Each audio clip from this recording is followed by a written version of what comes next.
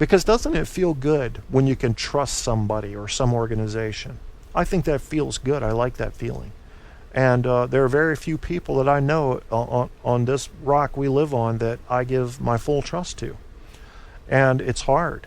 It's hard to gain my trust, and it's hard to keep it, and it's easy to break it. And I don't know about you, but I have a few requirements for people I'm going to trust, and that is, number one, this is going to sound stupid, but they need to tell the truth.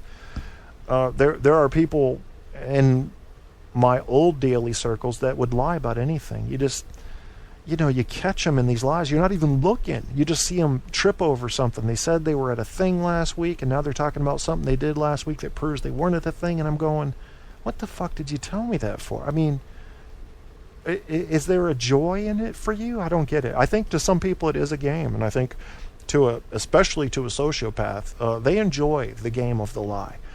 Look up some body language YouTube videos, and there's this real sickening thing you're going to find. And what it is there's a common thing that a sociopath will do when they've told you a lie. They'll wait about 3 or 4 seconds. They'll make eye contact with you after they've told the lie, and then they'll give you a teeny smile. Can you believe that? And what they're saying, what the psychiatrists are saying, is they think it is a smile of victory if it looks like you may have bought what they just said. Well, what a creepy thing. I just lied to you. I think you bought it. I'm going to give you a little smile. Holy shit. I mean, watch out for psychopaths. They just, you don't know. You think, oh yeah, there's nobody on my street cutting people with butcher knives. They don't have to be cutting people with butcher knives. They could own a business down a bookstore on the corner. Okay, psychopaths, you don't know. And what they do is they worry about me, number one. Number two, they manipulate people. Number three, they lie all the damn time. And number four, and most obvious, is that they don't feel guilt or empathy. They can't. They may have learned how to mimic it, but you can tell if you spend some time around them, you'll pick it up when they do it wrong. They know it's an act for them, so they have to try to be very careful to look like they're concerned about others. Scary people. Everybody thinks of psychopaths. First of all, psychopaths make up less than 1% of the population, okay? So the chances of you running into them as a matter of routine, unless you're someone who deals with many people in public, are relatively low. However, that less than 1% is an incredibly dangerous less than 1%. And it is because they are usually incredibly talented at manipulation. That means they will draw you in based on your weakness. So, if you're religious and you give to the church, but you show hate to everybody else and they learn this about you, maybe even through a third party, they're going to come into you with religion. They're going to use a very subtle nature of starting conversations about religion, praising your religion, and then they're going to seek to take advantage of you because now they've gained your trust, as we were speaking about earlier. They know they need that to manipulate you. They know that. And like I said, the best way, instead of worrying about all these, you can look them up. It's very interesting. They just did a study talking about how to identify a psychopath where they studied psychopaths in prison. And one of the things they found was that the words they use when these psychopaths would describe their lives and their past and everything, there's a couple things. The words they use tend to revolve around basic needs. So they're going to talk about food, drink, and shelter a lot, which I found kind of strange. Then the second thing was that they have this itemized list, typically, of what their victims have done wrong or done to wrong them. They can tell you everything it's just like this. Why a psychopath seeks to justify, I don't know. It to me points to a cognitive dissonance that was built voluntarily, and that doesn't make sense to me. I don't understand why a psychopath just doesn't come into it and say, I'm making this shit up to justify it. I know it's not justified. I'm a psychopath. Apparently, they want to try to fool themselves.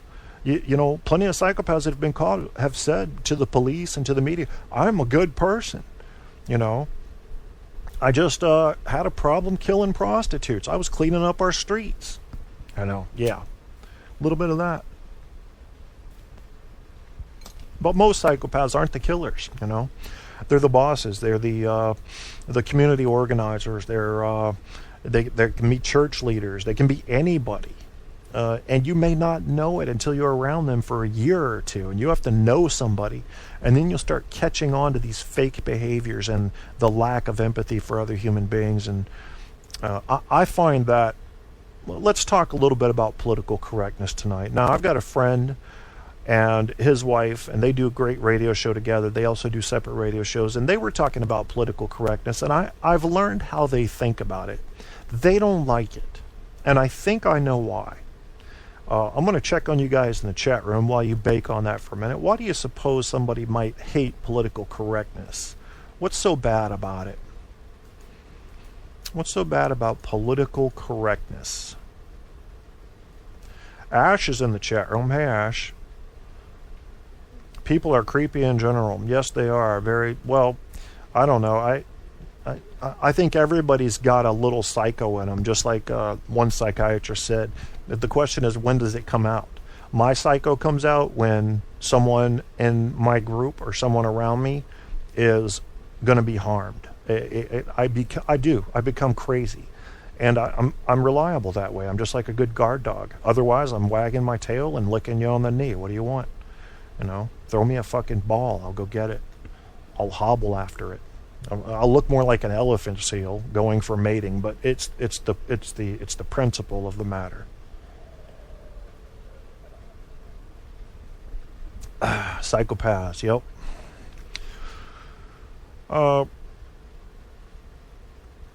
So people are creepy in general. Well, so I think we need to give credit to those that are not typically creepy. I mean, there are very good people out there. There's that person that helps you out of the blue. I've got a couple of friends like this. I have a friend that lives out in Nevada. I'm not going to say her name because she's too modest to want to take credit for anything. And she can smell when I'm in a jam or when I'm having a bad time, and she just shows up. She's like, we need to talk, or I got a little gift for you, or something like that. And I don't even ask. I don't even give signs like on my Facebook status or anything. And she's about 95% of the time, she is spot on with her guess about my state of mind and what might be going wrong and things like that. These are people that are very rare. They're very rare. You may know one or two people in your life that are truly like angels in the way they behave. And it's not, if they're like that, they're not just like that with you. They're like that with others. That's in their nature. If you find someone that's just like that with you, then that just means they are madly in love with you from whatever perspective they're coming from. Parent, cousin, lover, cousin and lover in West Virginia. Well, maybe just a little kissing there up in the hay in the barn. Paralyzed man walks again after cell transplant. Listen to this. A paralyzed man has been able to walk again after a pioneering therapy that involved transplanting cells from his nasal cavity into his spinal cord. Oh my goodness. Well, that's great. That's a beautiful thing there. That's on BBC. I have not read the whole story yet, but I skimmed it. And, this does look like a story where you're going, oh, wow, really? But there are a lot of people that use these alternative treatments and alternative medicines and holistic practices and suddenly find that though they were paralyzed from the waist down, suddenly they're able to walk with assistance, and sometimes they even get full recovery. I think that's something America has a problem with. Holistic medicine. We have a serious problem with it. And I think that comes basically from the big drug companies that want their product out there. Yes, there's a lot of quackery, if you will, in holistic medicine and alternative medicines and practices, and you got to watch out for that. You got to read up on it, study, read reviews. But Your average doctor in America will say, we don't believe in any of that witch doctor stuff.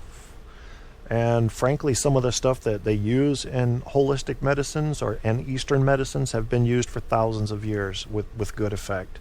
So I don't think, we're a little too big for our britches in the medical industry in America. And that's good in the case of Ebola. But one thing to consider with Ebola is that's really nothing but a media scare. Compared to what else is killing people, Ebola is shit. It's nothing. It's nothing. It's going to be perfectly contained, comparatively speaking, to what it could have been. There's going to be no zombie apocalypse. You people that believe in zombies, you need to rethink human anatomy, because the chances of someone's brain deteriorating to a point where they still have motor function but have lost all ability to reason and suddenly have an appetite for human flesh, not really happening. No, there's no virus that does that. Forget about it. Forget about it. What is the zombie craze? When did this start? It was like 1995 or so. And I'm hoping we're at the tail end of it. Let's get back into UFOs and aliens. Let's be scared of ghosts. Zombies, it's just not scary to me. As some of you guys know, I do have a new computer. Now, I couldn't afford anything top of the line, but my computer was absolutely dead. I did not have enough parts around to make what I call a Frankenputer. So I had to get one. And I trust Gateway. Like I said, I worked for Gateway. I got a Gateway laptop. It's medium power. Not too shabby, but definitely not a high-end gaming rig. However, for the first time since I've had a computer, I got my first computer in 1996, I think. 95? Might have been 95. And so we're coming up on 20 years. I never had a rig that could run the current games. And I still don't, but the ones, I would always get a computer 3 or 4 years after they came out to save money. But by then, I couldn't play the current games. I'd have to play the old stuff. So I would always envy my friends when I would see them playing Quake or something, and their characters moving all smooth, and the graphics just look beautiful. So now they're making games that are a little bit more forgiving, that you can run on simple modes with low graphics quality and low sound quality, that kind of thing, and you can still run it. I can run most modern games on this PC if I put them on shitty settings, and they still look really good, in my opinion. So this is the first time I've ever really been able to run a modern game, and modern is a relative term. Fallout 3 is the game I've been playing. For those that don't know, it's post-apocalyptic after the World War, year 2270, give or take. A very good game based on a very successful series from back in the day. Used to be a 2D, I forget what they call that perspective when you're looking over the map. But just well put together from the get-go. Fallout 1, Fallout 2, Fallout 3. They're coming to Fallout 4. And I got abducted by aliens. Yeah, today. Today I got abducted by aliens, and I couldn't have gotten off the ship without the help from a little girl. That's what's great about Fallout 3. That kind of thing. I mean, what other game you're gonna be out in the desert, and you're looking for a signal that you found on your radio, and suddenly you find yourself in a white beam of light, and you're being slowly floated up in a realistic scenario as far as the physics go.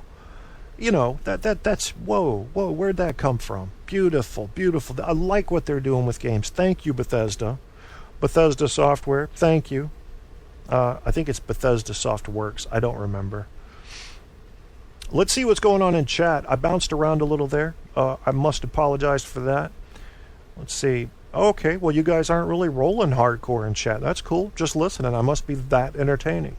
I have found, typically, that when my chat's really buzzing, it's because I'm not getting a whole lot done on the talking end. So, I don't know. Maybe you guys are enjoying this one. So we're going to talk a little bit about political correctness. None of this was planned. I don't script my shows. I usually think about them for about 30 seconds beforehand. I'm going to pull up political correctness right now in Google. Political Correct. There we go. I love how it just ooh,